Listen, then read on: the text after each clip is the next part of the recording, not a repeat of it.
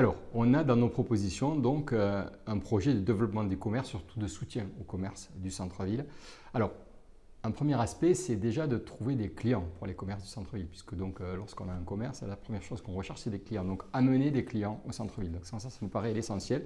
Donc là-dessus, on a prévu nous, le transport gratuit, puisqu'on sait qu'aujourd'hui, le transport est à 90% payé par les moyens publics et les entreprises. On pourra y revenir. Donc déjà, on veut permettre un accès au centre-ville beaucoup plus facilité. Donc on veut revoir la réorganisation totale des transports publics et on veut revoir le coût du transport public. Donc ça, c'est pour amener des clients. Ensuite, on sait que pour qu'il y ait des clients pour les commerces du centre-ville, il faut qu'il y ait des habitants dans le centre-ville. Aujourd'hui, vous avez 7500 logements vacants à Béziers. Vous avez un immeuble sur 3 qui est vide au centre-ville. Donc ça, c'est autant de clients qu'ils n'ont pas. Donc ce qu'on souhaite, c'est voir avec eux une étude de marché à partir de ces deux éléments, c'est-à-dire amener des clients et faire habiter les gens au centre-ville, faire une étude de marché pour regarder si déjà leur offre commerciale correspond aux besoins à la fois des personnes qui viendraient dans l'agglo et aux besoins des personnes qui habiteraient demain dans le centre-ville. Et à partir de cette étude en fait, commerciale avec des pros, on arriverait à réajuster en fait, le positionnement des commerces pour que les clients soit viennent, soit habitent au centre-ville. Alors, je pense que le sport, c'est vraiment un élément essentiel exactement de ce que vous venez de dire, c'est-à-dire en gros d'insertion sociale, de cohésion.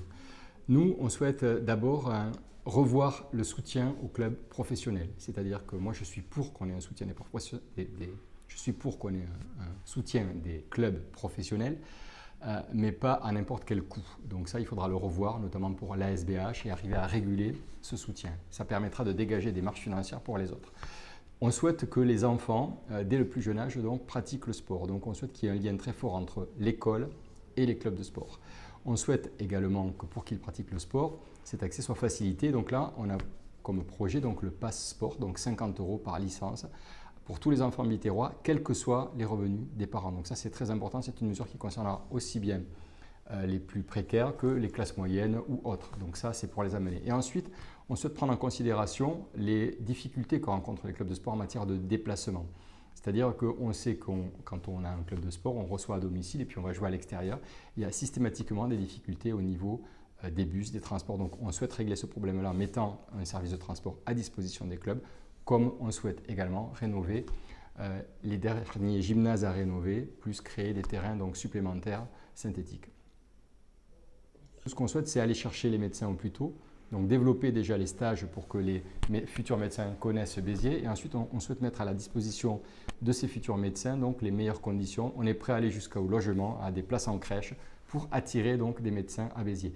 Je crois que l'offre médicale elle passera par aller capter la jeunesse pour Béziers. Ensuite l'offre médicale elle passera par des centres donc, de santé libéraux où les médecins donc, travaillent pour eux-mêmes mais par contre la collectivité peut leur mettre à disposition des locaux. On va essayer, de par les niveaux de revenus, d'alléger le coût des parkings. Donc les étudiants, typiquement, ont peu d'argent. Donc eux, on peut regarder et étudier l'idée de leur rendre le parking gratuit. Je n'ai pas envie que chaque étudiant ait sa voiture et vienne avec sa voiture. Je pense que ce n'est pas non plus performant, sauf s'il habite à l'extérieur. Ensuite, concernant les étudiants, vous savez que si vous allez au théâtre, aujourd'hui, vous n'avez même pas un abonnement étudiant, par exemple, il faut le savoir. Donc on parle de parking, mais l'accès à la culture, c'est pareil, il n'y a pas de politique tarifaire particulière. Je pense qu'on regardera pour les étudiants qui ne sont pas domiciliés à Béziers de rendre le parking, pourquoi pas gratuit, en tous les cas très peu onéreux. Je ne connais pas le prix aujourd'hui, là aussi je ne connais pas tout surtout, mais je sais que c'est une demande. En revanche, pour les bitérois et les étudiants qui seront issus de la ville, on essaiera de leur dire de prendre d'autres moyens. Quand on est jeune, on peut faire du vélo, de la marche ou prendre le car. Et ce que je dis, j'y crois, parce que je le fais aussi. Alors, ce qu'il faut, c'est qu'un minimum de jeunes partent de Béziers pour les études. Il y a des études spécifiques où forcément ils seront amenés à partir, certains, ça on le sait tous. Par contre, ce qu'il faut, c'est arriver à avoir une offre universitaire et une offre de vie extra-universitaire qui soit attirante. Aujourd'hui, je crois qu'on a des offres de qualité à Béziers, que ce soit à l'IUT, que ce soit donc avec Paul Valéry et le centre du Guesclin, que ce soit avec les prépas qu'on peut retrouver à Jean Moulin, au lycée Jean Moulin ou au lycée Henri IV. Il faut le développer. On a bientôt Polytech qui arrive donc là aussi à Jean Moulin, donc pour des études d'ingénieurs. Je pense que pour le développer, il y a aujourd'hui un côté scientifique qui manque. Des prépas scientifiques, ça manque à Béziers. Il faut en créer. Il faut créer aussi des formations professionnelles supérieures qui répondent aux besoins du territoire, notamment dans le BTP, notamment dans tout ce qui va être les énergies renouvelables. Et donc, si on veut que les jeunes de Béziers restent à Béziers, il faut leur proposer des formations qui leur permettront d'avoir un emploi à Béziers. Pour diminuer l'utilisation des voitures, nous avons proposé la gratuité des transports. Alors, la gratuité des transports, ce n'est pas la gratuité des transports à Montpellier, je tiens à le dire tout de suite. Il n'y a pas 5 lignes de tram. Aujourd'hui, il y a des bus qui sont soit trop pleins, soit totalement vides à Béziers. Donc moi, en tant que président d'Aérotransport, j'ai su faire des économies à Aérotransport et j'ai su rationaliser, on va dire, le réseau des cars du département. Donc aujourd'hui, ce qu'on veut faire à Béziers, c'est à la fois revoir totalement le maillage pour que les personnes prendront le car uniquement s'ils ont un intérêt, si ça va plus vite ou si c'est moins cher. Donc ça sera moins cher parce que ce sera gratuit, mais aujourd'hui, ce n'est pas le prix qui fait que vous ne prenez pas les transports publics à Béziers puisqu'ils sont peu chers. C'est surtout les lignes qui sont un petit peu biscornues. Donc très clairement, on reverra à la fois le maillage et derrière, on mettra en place la gratuité, mais la gratuité comme un effet levier pour que tout le monde se mette à prendre les transports publics. Le vrai souci que nous aurons, c'est que depuis 12 ans, on n'a pas préparé la ville en fait, à des modes de déplacement doux. Il n'y a qu'à voir lorsqu'une rue est refaite. Donc il va falloir aussi revoir ces aspects-là pour que les cars soient prioritaires, pour que aussi on puisse éventuellement mettre en place des pistes cyclables qui soient sécurisées. Aujourd'hui, faire du vélo à Béziers, c'est un vrai risque. Il faut du vélo cross notamment. Donc, ça sera intéressant de revoir à la fois la voirie et les objectifs qu'on veut atteindre en matière de déplacement des Biterrois propres. L'accès à la propriété et la hausse des loyers. Donc, d'abord, l'accès à la propriété, il faut être clair. On est dans une ville pauvre. On a un taux de pauvreté qui est de 36% quand il est de 14 ou 15 au niveau national. On ne le dit pas assez, mais il faut le redire. C'est-à-dire que vous avez un revenu médian à Béziers qui est de 30% inférieur au revenu médian national. Donc déjà à Béziers, les gens ont moins d'argent.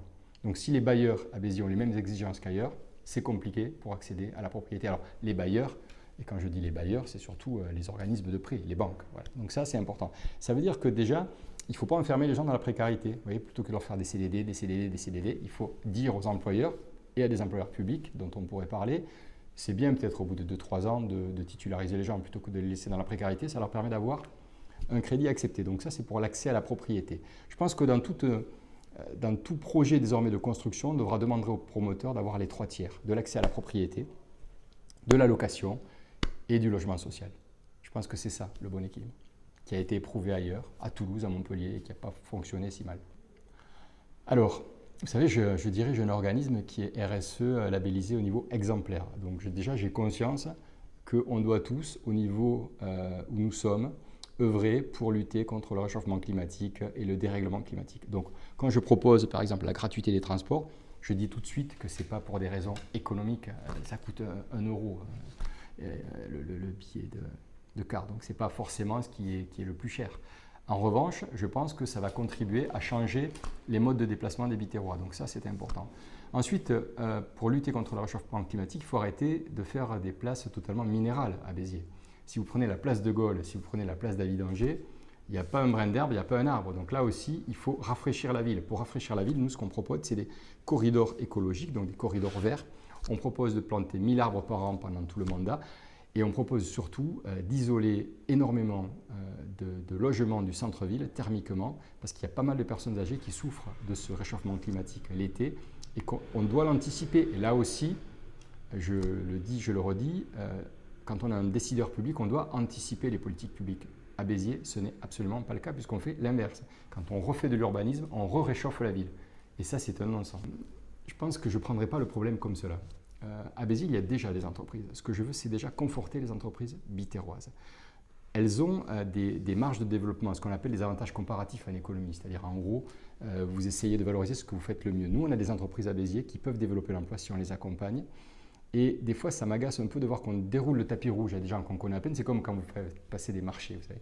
On déroule le tapis rouge à celui qu'on ne connaît pas, et celui qu'on connaît, comme on le connaît, parfois on l'oublie. Donc moi déjà, je veux qu'on soit fort sur nos bases et je veux qu'on aide les entreprises biterroises à se développer et à créer de l'emploi. Si on arrive à le faire avec les entreprises biterroises, ça se saura. Moi, je propose par exemple de créer un parc industriel à la zone de Mazeran Sud avec une emprise foncière qui a été définie. Si on arrive à motiver des entreprises biterroises pour être dans ce parc, on en attirera d'autres derrière. Donc je pense qu'attirer des entreprises extérieures, ça fonctionnera quand on aura un écosystème à Béziers, des entreprises performantes et qu'on soutiendra. Et ça fera venir d'autres entreprises.